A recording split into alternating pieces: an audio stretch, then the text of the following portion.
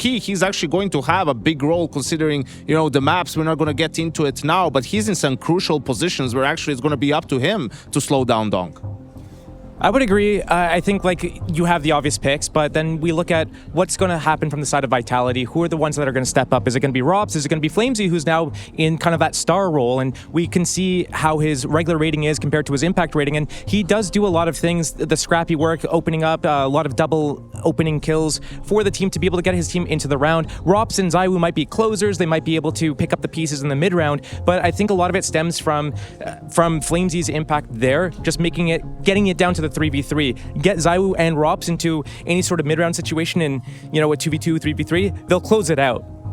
Yeah, probably. But I mean, look, the MVP conversation is always, as you said, going to center on Donk and ZywOo. I think those are the big names that you have. I don't think anyone can really kind of escalate and reach. And especially if you want to talk about Vitality being able to beat Spirit in the grand final, you're going to need a big performance out of ZywOo. You need an MVP level performance out of ZywOo to overtake him. And that's the thing. I mean, Donk was in his rookie year last year. Historic performance in Katowice, won the MVP. Definitely was the MVP of the final against Robs and FaZe. His first major grand final, he knocks it out of the park. ZywOo's been around for 5-6 years.